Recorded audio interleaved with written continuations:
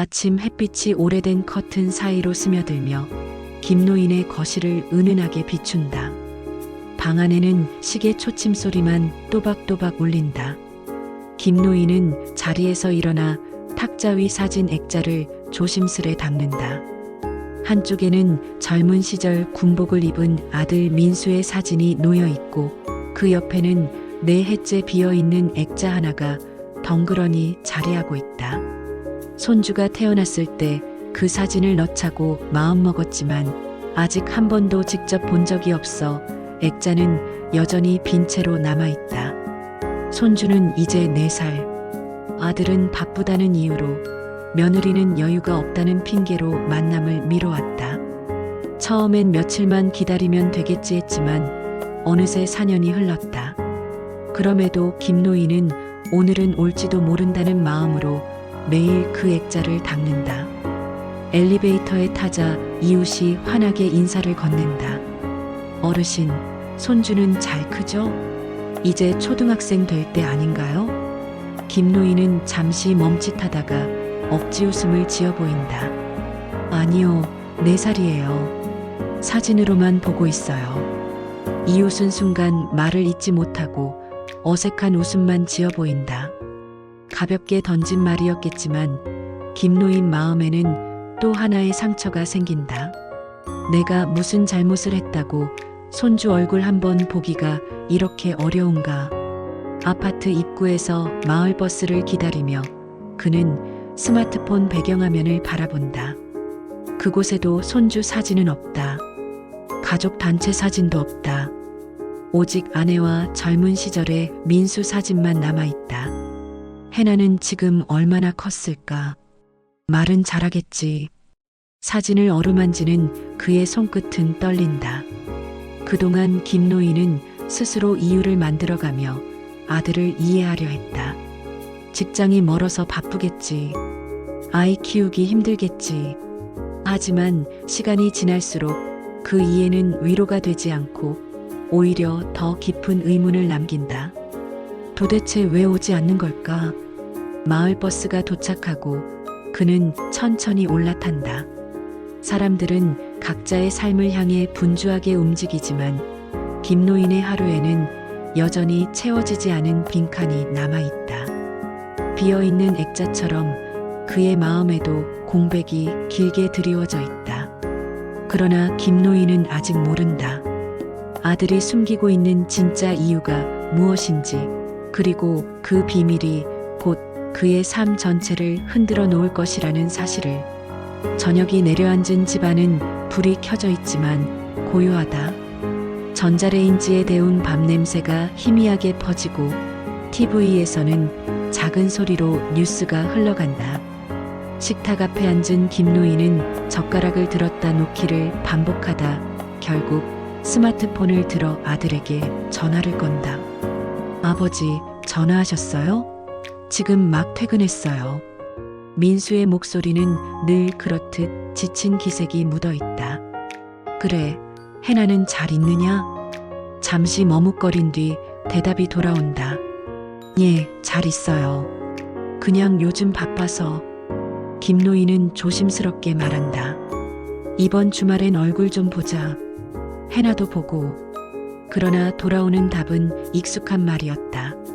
아버지, 이번 주는 좀 어렵겠어요. 다음에 꼭. 김노인은 씁쓸하게 웃으며 대답한다. 그래, 너는 늘 다음이구나.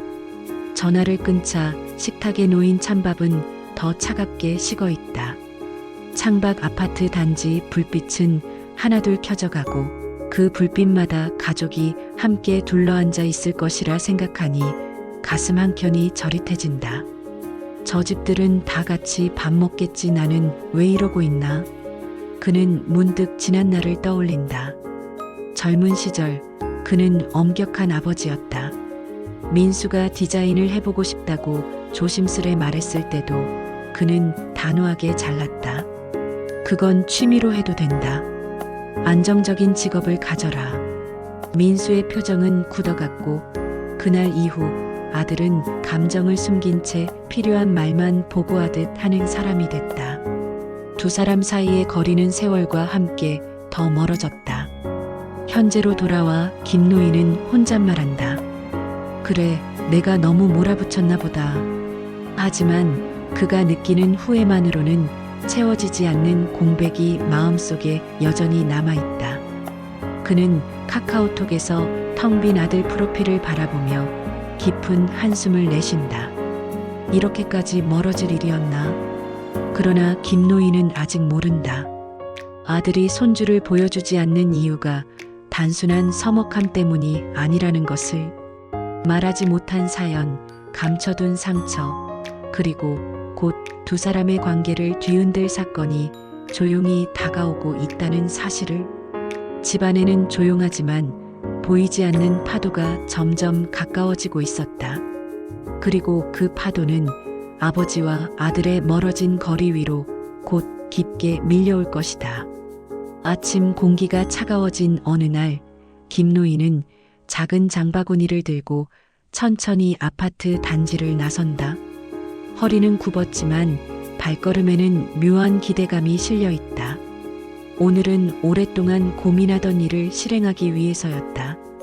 동네 시장에 도착하자 활기찬 목소리들이 뒤섞여 들리고 그는 자연스럽게 장난감 가게 앞에서 멈춘다.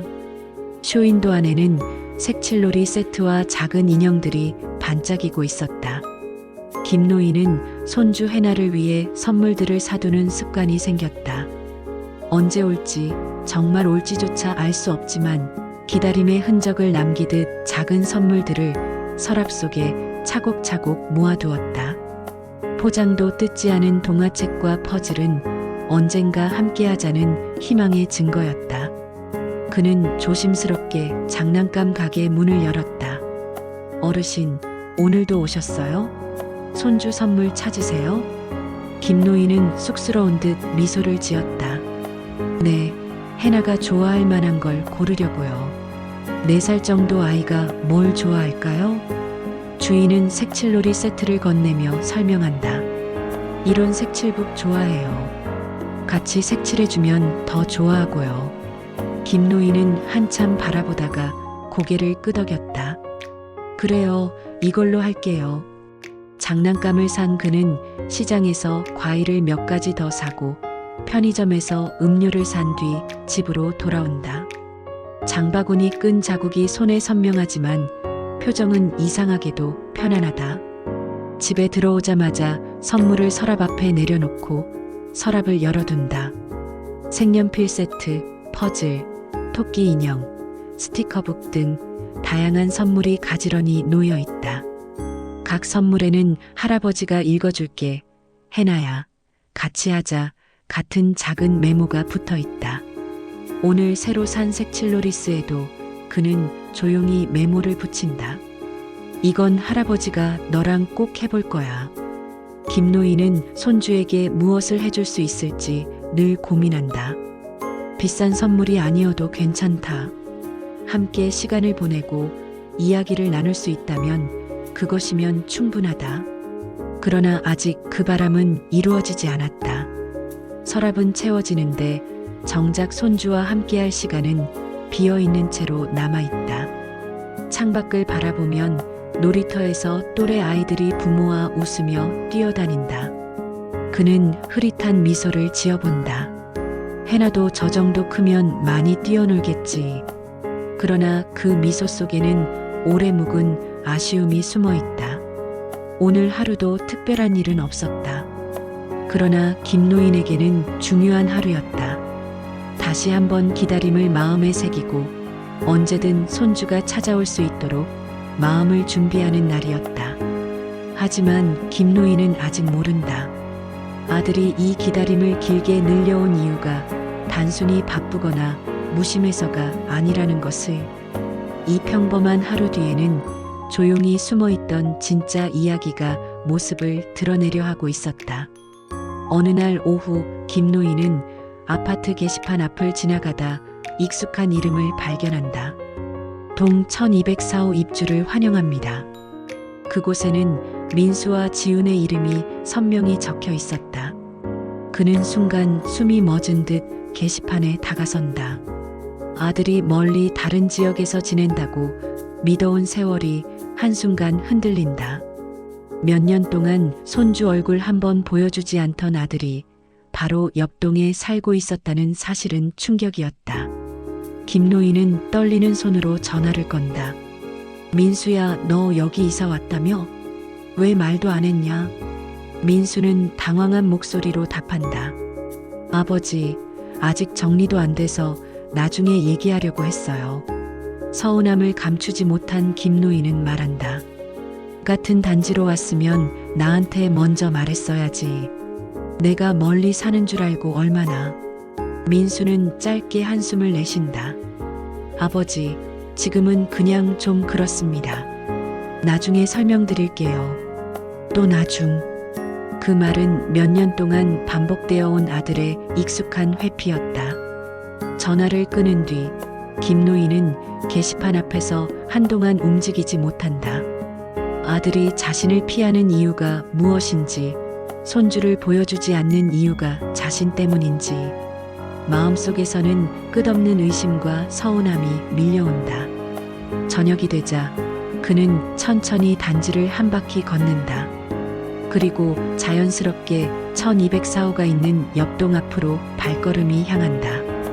위를 올려다보니 거실 불빛이 은은히 새어나오고 있었다. 저기서 내 손주가 살고 있구나. 그의 목소리는 바람에 묻힐 만큼 작고 떨렸다. 김노인의 마음속에서는 조급함이 자라난다.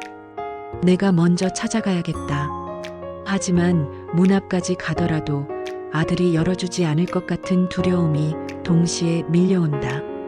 결국 그는 발걸음을 멈춘 채 오래전처럼 혼자 서 있다. 그리고 천천히 돌아선다. 돌아가는 길의 발걸음은 무겁고 길었다. 집으로 향하며 그는 알 수 없는 예감에 사로잡힌다. 단지 서운함이나 오해 때문만은 아닐 것 같은 설명할 수 없는 찜찜함. 그는 아직 모른다. 아들이 숨기고 있는 것이 단순한 무심함이나 결벽이 아니라 차마 말하지 못한 두려움과 죄책감이라는 것을. 그리고 그 진실은 곧 김노인의 삶을 완전히 뒤흔들어 놓을 것이다. 이른 오후 햇빛이 단지를 고르게 비추는 시간. 김노인은 외투를 여미고 현관문을 나선다.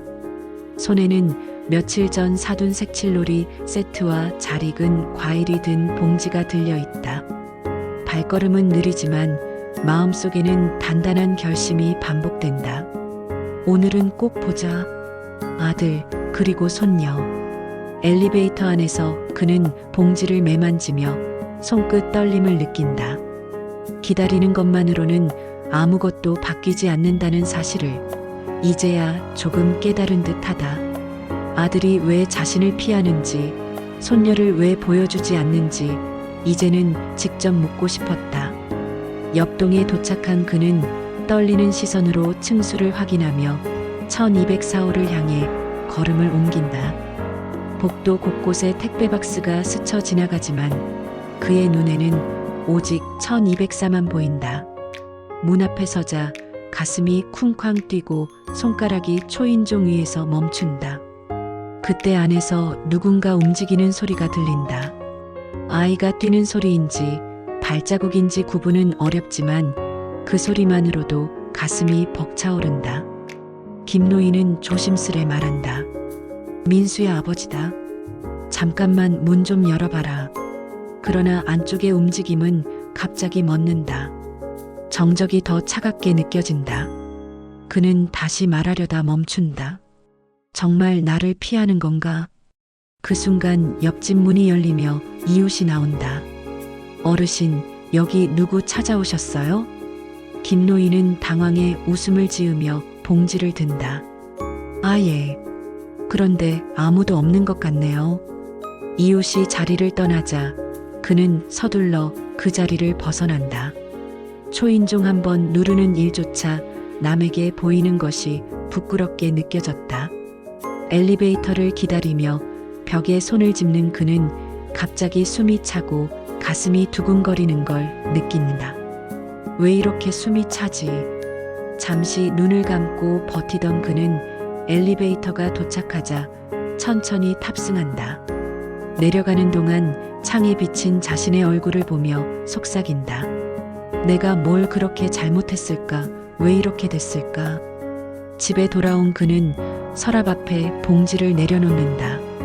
손주에게 주려고 쌓아둔 선물들 사이에 오늘의 색칠놀이도 넣으려다 결국 서랍을 닫는다.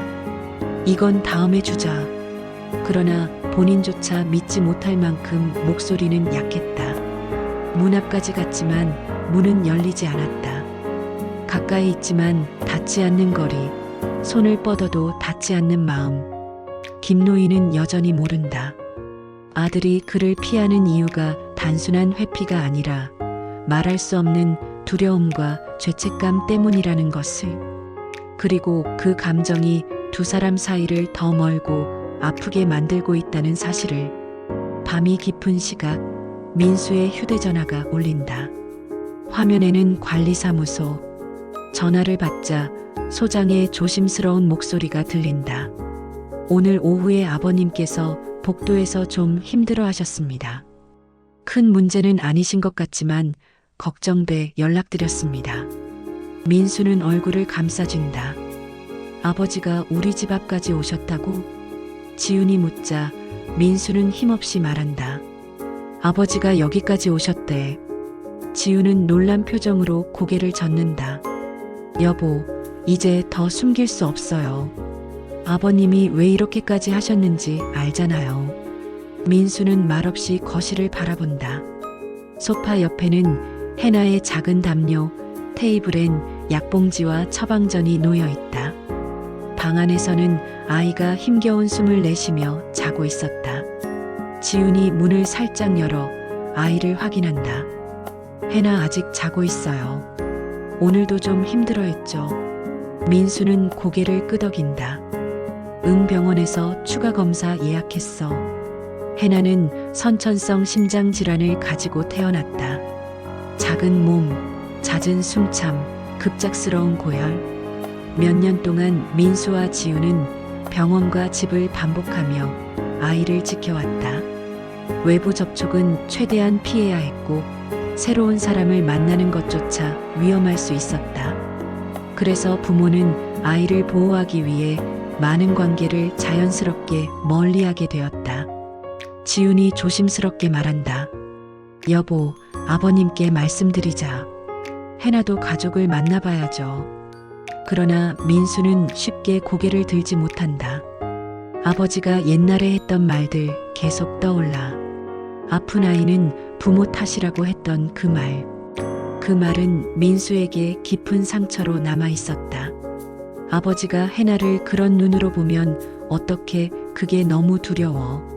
지우는 그의 손을 잡는다. 그건 오래전 이야기예요. 아버님도 지금은 다를 수 있어요. 그리고 그 한마디 때문에 해나가 할아버지를 못 만나는 건 너무 슬픈 일이죠. 민수는 누구보다 아버지의 사랑을 알고 있다. 그러나 그 사랑의 방식은 서로를 어긋나게 만들었고 한마디의 말이 상처가 되어 돌아왔다. 그는 아버지가 손녀를 보고 싶어 한다는 사실을 잘 알고 있지만 상처와 두려움이 그를 계속 뒤로 물러나게 했다. 그러나 오늘 아버지가 복도에서 힘들어했다는 사실은 그 두려움보다 더 크게 가슴을 울린다. 창밖을 바라보며 그는 조용히 말한다. 이렇게 계속 숨길 수는 없지. 지훈이 다가와 부드럽게 말한다. 이제 말해요. 아버님도 해나도 서로에게 정말 필요한 사이잖아요. 민수는 느리게 고개를 끄덕인다. 그래, 이제는 말해야 할 때다. 오랫동안 닫혀있던 그의 마음에 작은 틈이 생긴다. 두려움은 여전히 남아있지만 그보다 더 큰 감정 미안함이 문을 열고 있었다. 그리고 곧 이 가족은 서로가 숨겨왔던 진심을 마주하게 될 것이다. 주말 아침 김노인은 거의 잠을 이루지 못한 채 일어났다. 오늘은 아들이 직접 아버지 오세요. 기다릴게요. 라고 말한 날. 몇 년 만에 처음 들은 약속이었다. 그는 서랍 깊숙이 넣어둔 색칠놀이와 스티커북을 챙기며 중얼거린다. 오늘은 꼭 같이 해보자. 떨리는 손으로 과일 봉지를 들고 현관을 나선 그는 긴장과 설렘으로 가득했다. 몇 년 동안 문 앞에서도 만나지 못했던 손녀, 그리고 멀어졌던 아들과의 관계를 회복할 작은 희망. 엘리베이터 거울 속 자신의 표정을 보며 스스로를 다독인다. 괜찮다, 천천히 가면 된다. 옆동에 도착해 1204호 앞에 선 순간 이번에는 망설임이 길지 않았다. 초인종을 누르기 전 문이 먼저 열렸고 민수가 서 있었다. 아버지 오셨어요. 김노인은 작은 미소로 고개를 끄덕였다. 불편하지 않겠느냐? 아니에요. 들어오세요. 집안은 아이 물건들로 따뜻하게 채워져 있었다. 그리고 거실 한가운데 작은 텐트. 그 안에서 조그만 얼굴이 조심스레 나와 김노인을 바라본다. 할아버지예요? 그래, 내가 너 할아버지다. 해나는 조심스레 텐트에서 나와 김노인의 손을 잡는다. 할아버지 손 따뜻하다. 김노인의 눈가가 붉어진다. 해나야 보고 싶었다. 정말 보고 싶었다. 해나는 아빠를 한번 보고 말한다. 아빠가 나 심장 때문에 사람 많이 만나면 안 된다고 해서 근데 이제 괜찮대? 김노인은 민수를 바라본다. 민수는 고개를 숙이며 고백한다. 아버지 미안해요. 해나가 태어날 때부터 심장이 약해서 말할 용기가 없었어요. 김노인은 떨리는 목소리로 답한다. 그래서 그랬구나. 아버지가 예전에 했던 말들 다 잊어라. 그런 말한 건 잘못했다. 민수의 눈시울도 붉어진다. 그 말이 계속 걸렸어요. 해나가 그런 시선 받는 게 두려웠어요. 지훈도 조용히 말한다. 아버님, 아이를 지키고 싶었을 뿐이에요. 오래 숨길 생각은 아니었어요. 오랜 오해와 침묵이 이 작은 거실에서 천천히 풀려간다. 해나는 색칠놀이 세트를 바라보며 묻는다. 이거 할아버지가 놔주려고 산 거예요? 그래. 너랑 하려고 오래전에 사놨다. 그럼 지금 해요. 김노인은 눈물에 젖은 미소로 고개를 끄덕인다. 그래, 같이 하자. 닫혀있던 마음은 문이 열리는 순간 함께 열렸다. 너무 늦은 줄 알았던 시작이 손녀의 작은 손을 잡은 순간 조용히 다시 이어지고 있었다. 거실 한쪽 작은 테이블을 사이에 두고 세 사람이 둘러앉아 있다. 테이블 위에는 색칠놀이와 스티커북이 펼쳐져 있고 해나는 색연필을 하나씩 세워가며 신중히 색을 고른다. 할아버지, 여기 하트는 빨간색이 예뻐요. 그래. 그럼 할아버지는 여기 별을 칠해볼까? 김노인은 손녀의 작은 손동작을 바라보며 몇 년 동안 가슴속에만 품어둔 따뜻함이 서서히 퍼져오는 것을 느낀다. 서랍 속에 고이 모아두었던 장난감들. 오늘 비로소 아이와 함께 사용되는 순간을 맞자 긴 기다림이 현실이 되었다는 사실에 그의 눈가가 젖는다. 조용했던 집안은 해나의 숨소리와 웃음으로 따뜻하게 채워지고 있었다. 잠시 후 해나는 색칠한 종이를 내밀며 말한다. 할아버지, 같이 한 거예요. 예쁘죠? 김노인은 떨리는 목소리로 대답한다. 예쁘다, 고맙다, 해나야. 그 모습을 바라보던 민수가 조용히 말을 꺼낸다. 아버지, 그동안 죄송했습니다. 해나가 아플 때마다 불안했고 아버지가 뭐라 하실까 겁났어요. 김노인은 종이를 내려놓고 아들을 마주본다. 민수야, 내가 예전에 했던 말 다 잘못이었다. 그땐 내가 부족했다. 상처 줬다면 이제라도 사과한다. 민수의 눈이 붉어진다. 그 말 하나가 마음에 오래 남았어요. 그래서 말을 못했어요. 지훈도 고개를 숙이며 말한다. 아버님, 저희가 너무 오래 숨겼죠. 해나를 지키고 싶다는 마음뿐이었는데 가족을 멀리하게 됐어요. 김노인은 고개를 저으며 부드럽게 말한다. 아니다. 아이를 위해서였다면 이해한다. 이제라도 말해줘서 고맙다. 세 사람의 대화는 조용했지만 깊었다. 오래된 오해가 풀리고 서먹했던 마음들이 천천히 녹아내렸다. 잠시 뒤 지훈이 말한다. 아버님, 해나랑 사진 한 장 찍어드릴까요? 김노인의 얼굴에 놀람과 기쁨이 번진다. 그래도 되겠니? 한 장이면 충분하다. 해나는 환하게 웃으며 달려와 김노인의 곁에 앉는다. 할아버지, 같이 찍자.